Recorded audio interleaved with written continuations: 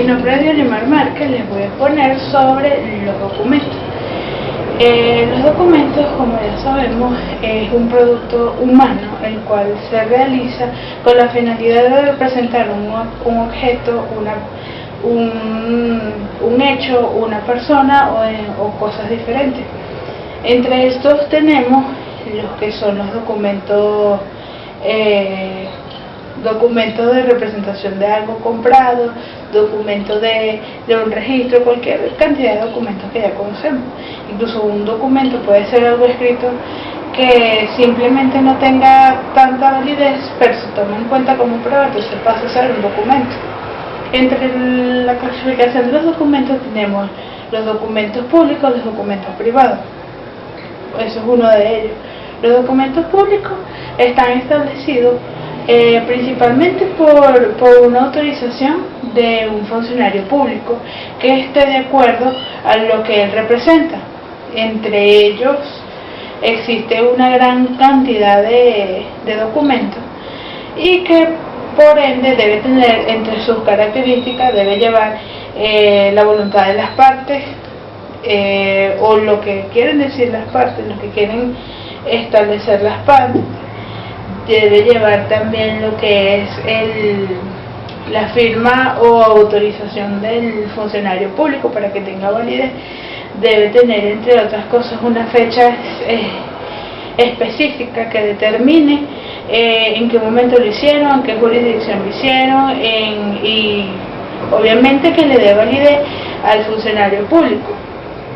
También tenemos lo que son los documentos privados. Los documentos privados son todos aquellos hechos por particulares que no necesariamente necesita una autorización de un funcionario público. Entre esos también están los documentos que por alguna razón por incompetencia de algún funcionario público no se pudo realizar como documento público. Sin embargo, tiene fuerza de documento privado si está firmado por las partes a voluntad de cada persona. También tenemos lo que son las características de estos documentos. Estos documentos sí no deben tener una fecha exacta, no necesariamente. También tiene que tener un acuerdo de voluntades, por ende se firma, cada parte debe firmar lo que se establece ahí en el documento. Debe necesariamente tener especificado todo lo que conlleva ese documento. Debe tener trascendencia jurídica, es decir, que sirva como una prueba en el momento que se necesite. Y también tiene la particularidad que si la persona, uno de los otorgantes de dicho documento, está imposibilitado para firmar, entonces pasaría a un apoderado previamente nombrado para que firmen por esta persona. También tenemos que para probar la validez de estos documentos, por lo menos para el documento público, debe establecerse lo que son las características previamente. ¿Qué sucede? Que cuando existen este tipo de características y cumple con todos los requisitos de ley, entonces no hay nada que pueda ir en contra de ese documento. Por otro lado, ¿verdad?, el documento privado que se realice con vicio, entonces puede ser tachado de falsedad o puede ser desconocido eventualmente. Con respecto a otros tipos de documentos, están los documentos registrales, que esos necesariamente deben estar autorizados por un registrador. Están los documentos notariales, que deben estar realizados o autorizados por el notario público. Los judiciales, que eso debe ser por un orden jerárquico, en este caso el juez.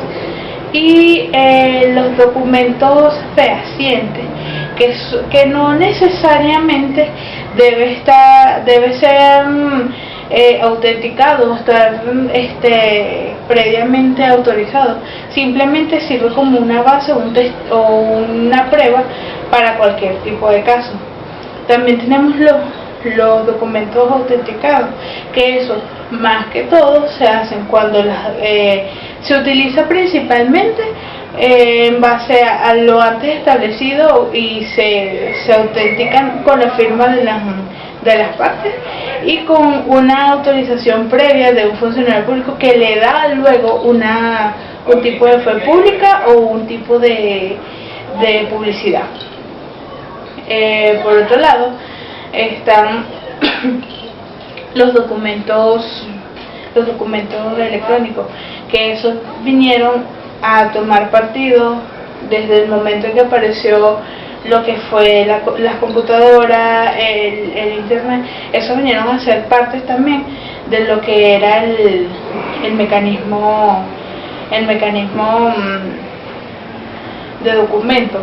¿Por qué? Porque incluso cualquier documento realizado, probado y autenticado y todos esos pasos antes y que cumpla con los estatutos establecidos por la ley, eso pasa a ser un documento en este caso un documento que puede tener fuerza jurídica. En otra orden también puede ser una prueba fehaciente, quizás no cumpla con los requisitos establecidos por la ley, pero que pueden utilizarse como algún tipo de prueba. En este caso también se puede decir que los documentos electrónicos van a marcar pauta, porque se va a dejar de utilizar lo que es los documentos físicos, documentos que ya estábamos acostumbrados a ver, para entrar a una nueva versión con los documentos interactivos. Muchas gracias.